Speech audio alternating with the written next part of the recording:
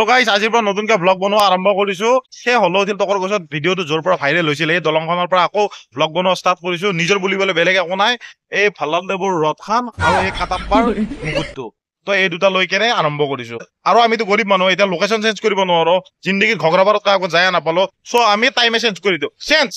Guys ভিডিঅ'টো বনোৱাৰ আগতে মই ভাবিলো একাপ চাহ খাই লওঁ আৰু মই ৰঙিয়াত আহিলে প্ৰায় এইখন দোকানত চাহ খাওঁ এইখন দোকানতে মই চাহ খাওঁ আৰু এইখন দোকানত চাহ খাই মোৰ ভাল লাগে চ' একাপ চাহ খাই লওঁ আৰু এই কাপ এটা দেখাওঁ এই কাপটো দেখিছে না গাইজ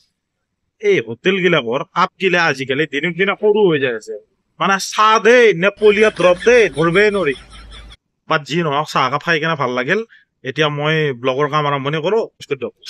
মই আছো মুম্বাইৰ পৰা মাত্ৰ ৬০০০ কিলোমিটাৰ দূৰত এই ৰঙিয়া এটা ৰঙিয়াখনতো চবে দেখছে এটা দেখা জাগা কামত যদি দেখাওঁ তহঁততো বৰিং হবি তাতে নেদেখাই কেনে মোৰ কথাখিনি শুন মই ৰাতিপুৱা ব্লগ বনাম বুলি কেনে গা পা ধুই পেলাই দাড়ি চাৰি কাটি কেনে ওলাই আহিছিলো তাৰ পৰা মায়ে কৈছি তই আহোঁতে ফল অলপ লৈ আহিবি মই বোলো কি ফল ক'লা কি আপেল মইতো কৈছো কোনো কাৰণত মই আপেল নেনাও আপেল নেনা কাৰণটো হ'ল আপেলটো আমাৰ খাদ্য নহয় আপেলটো হ'ল চাৰ আইজাক নিউটনৰ খাদ্য এতিয়া মই চাৰ আইজাক নিউটনৰ খাদ্যটো আনি কেনে মোৰতো লাভ নাই কাৰণ সূত্ৰ চূত্ৰ তেওঁ ওলাই ফেললা এতিয়া মই আপেল আনি কেনে খাই কেনে লাভ নাই সেইকাৰণে আপেলটো আমাৰ খাদ্য নহয় মই নানো তাৰপিছত মায়ে ক'লে যে আপেল নানা যদি তই কলকে লৈ আহিবি মই কৈছো কল কোনো কাৰণত নানো মায়ে কৈছে কিয় নানা মই কৈছো আমি বান্ধাৰ নেকি আমি কলকে খাম কল হ'ল বান্ধাৰ খাদ্য আমাৰ খাদ্য নহয় তাৰ পিছত মায়ে কৈছে বোলে যে তই বেলেগ নানা নাই বিস্কুট গিটাকে লৈ আহিবি মই কৈছো মই বিস্কুটটো মই কোনো কাৰণত নানো কাৰণ বিস্কুটটো একচুৱেলি আৱিষ্কাৰে হৈছিল কুকুৰৰ কাৰণে আৰু বিস্কুটটো হ'ল কুকুৰৰ খাদ্য আমি কুকুৰৰ খাদ্যকে খাম তাৰ পিছত মায়ে এইখিনি কথা শুনি কেনে মোক কৈছে তই ঘৰৰ পৰা ওলাও চিধা যা এতিয়া সেই গালি খাই সেইকাৰণে মই ৰঙিয়া ফ্লাইঅভাৰৰ ওপৰত বহি আছো বহি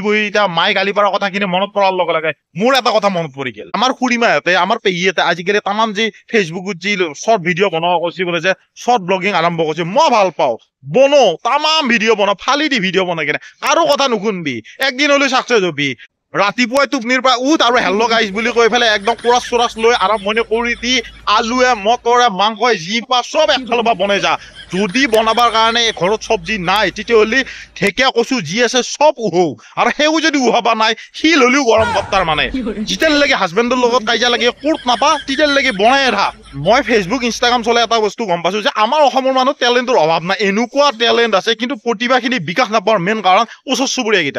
চুবুৰীয়াকেইটাত ধৰি বিকাশ নাপায় মই ক'লো ঘৰৰ ওচৰৰ মানুহবিলাকে যদি প্ৰত্যেকে চাপৰ্ট কৰিলে হয় প্ৰত্যেক ঘৰ মানুহ তাৰ এটা লতা মংগেশকাৰ এটা ৰাণু মণ্ডল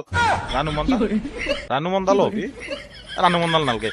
ভাল গায়িকা ওলালো আমাৰ পেহী খুড়ীহঁতেতো পুৰা হাতেনি চাতেনি লৈ কেনে ৰাতিপুৱাৰ পৰা ৰান্ধা ব্লগিং কৰা লাগিয়ে গৈছে আমাৰ আপা আপিহঁতকো কৈছো তহঁতে এইগিলা প্ৰেম চেম কৰা বাদ দি মূল খুটিলে ঘূৰিয়া জল্দি ঘূৰিয়া আৰু এইগিলা ব্লগিং কৰাত লাগি যা স্কোপ পুৰা আছে পুৰা লাগি যা গাইজ এইটো ফাৰ্ষ্ট কাৰণে মই অলপ শ্বৰ্ট ব্লগ বনাই দিছো কালিৰ পৰা আৰু ধামাকা ব্লগিং আৰম্ভ কৰিম তো ভিডিঅ' বিলাক চাই থাকিব আৰু যোন আহা চবে ছাবস্ক্ৰাইব কৰি থৈ যাবি যাতে মই উৎসাহ পাওঁ আৰু এনেকুৱা ডেঞ্জাৰ ভিডিঅ' বনাম জাতত ধৰো মই ঠিক নাই কিন্তু তো গাইজ ভিডিঅ' বিলাক ভাল লাগিলে লাইক কৰিব শ্বেয়াৰ কৰিব আৰু চেনেলটো ছাবস্ক্ৰাইব কৰি দিব আৰু আশা কৰো আগলৈ ভাল ভিডিঅ' যাতে মই দি থাকিব পাৰো আপোনালোকক মোক সহযোগিতা কৰক উৎসাহ দিয়ক মোক ছাবস্ক্ৰাইব কৰি কেনে ধন্যবাদ।